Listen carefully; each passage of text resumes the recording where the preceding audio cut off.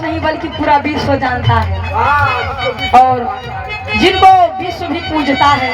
वो कौन ऐसे शख्स हैं जिनको विश्व पूजता है और इस हमारे भारतवर्ष को भी विश्व गुरु कहा जाता है। भाव में कवि जी लिखलन का लिखलन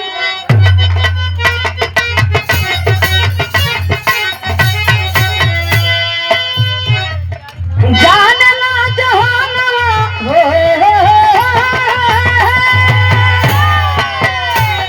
और जानला जहान भीम बाई के ननवा वतनवा लेना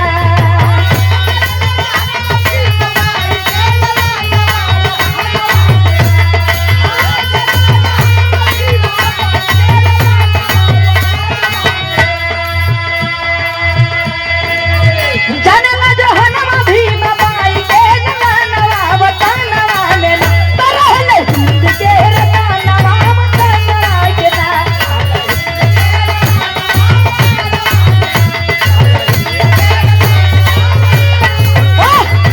अरे जिया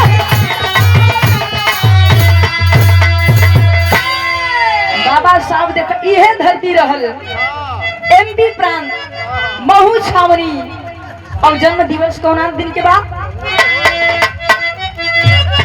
वाह अरे जिला इंदौर महू छावनी स्थानवा 14 अप्रैल के उली हले जनमवा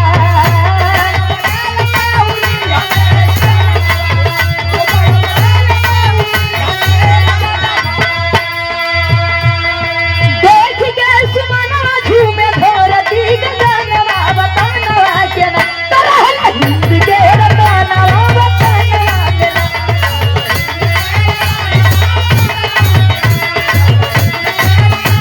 बहुत अच्छा जिला इंदौर महू छावनी मध्य प्रदेश 14 अप्रैल सन 1891 ईस्वी में जन्मे बाबा साहब और अपने माता पिता के 14वें संतान भी थे। माता का नाम भीमाबाई, पिता का नाम रामजीराव सकपाल। बड़ा लाड़ प्यार से माता पिता इन्हें पाले, लेकिन ये बाबू उस समय जात पात ऊंच नीच भेदभाव सब अपनी चरम सीमा पर रहल। केहू प्रेम से केहू से ना बोल सके, गले में मटकी बांधल रहे और कमर में झाड़ू। बाबा साहब मटकी को हटवा करके टाई बंधाने का काम किए, कमर से झाड़ू हटा करके बेल्ट बंधाने का काम किए बाबा साहब। अगर हमारे और आपके पास पेन है तो ओ बाबा साहब की पेन है।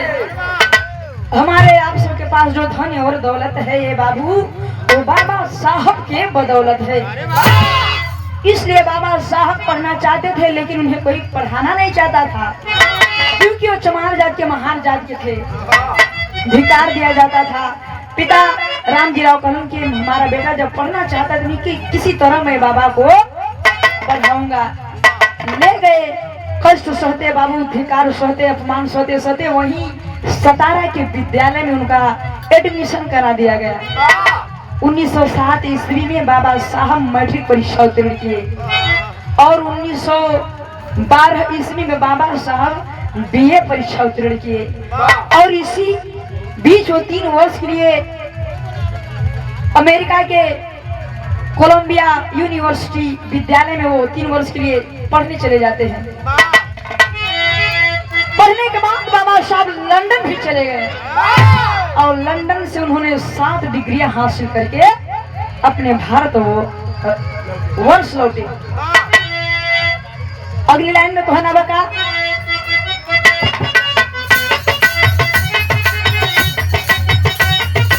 बाबा दिनवा गरीबिया में बीतल बचपनवा रहल सतावत छुआ छूत बेईमानवा।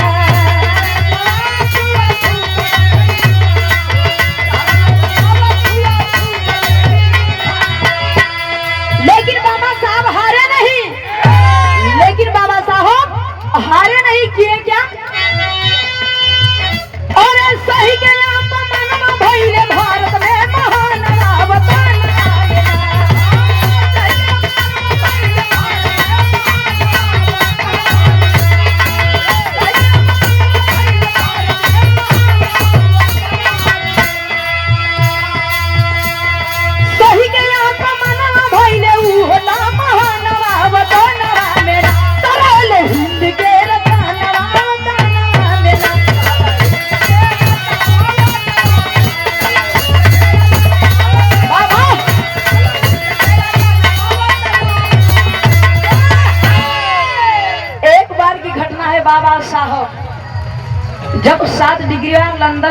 करके वापस लौटे।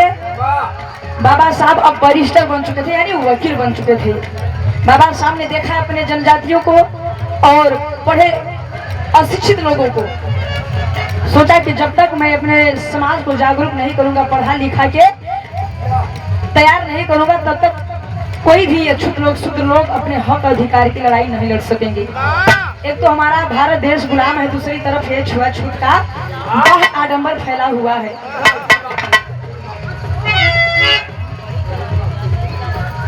और उन्होंने उनके जीवन के 3 अमूल मंत्र, क्या क्या? शिक्षित बनो, संघर्ष करो और संगठित रहो। ये बाबा साहब के 3 मूल मंत्र हैं। अगली लाइन में कहना है क्या?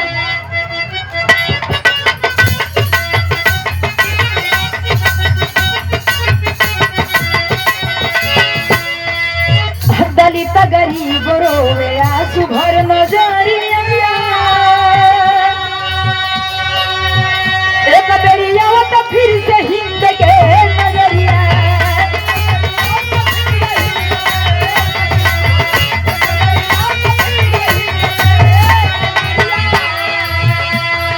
पूरा यार मना हो तो छीनता जमाना वतनवा मेरा।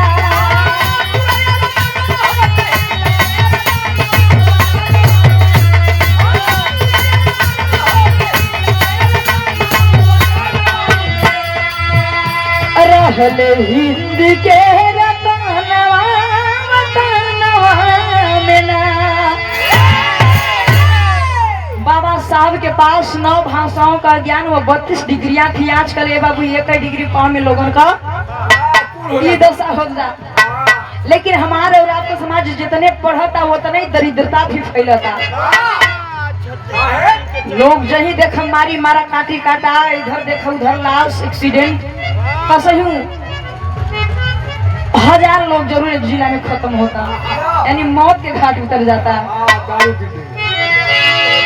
बाबा साहब के जीवन के बारे में ऐसे ही रात भर आप लोगों को सुनने को मिली। हमारे लोकगीत का अंतिम भाव है,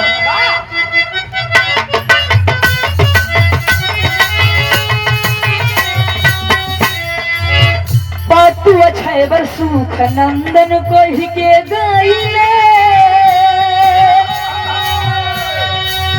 काशी गुल्लू बाबा का पूजन सदा कइले।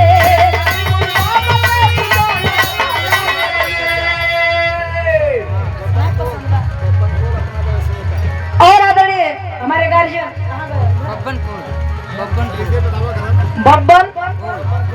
बब्बन कोलबा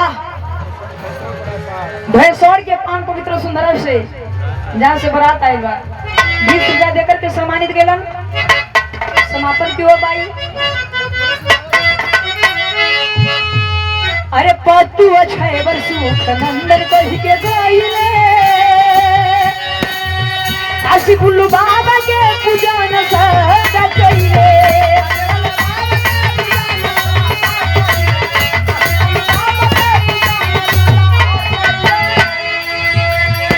रामकृत गीत गाम झूम झूमी गुणवा वतनवा मेरा।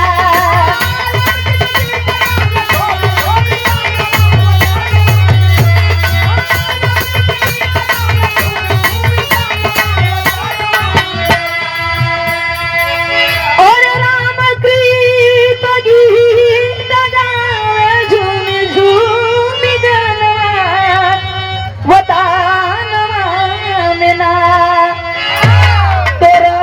हिंद के रतनवा वतनवा।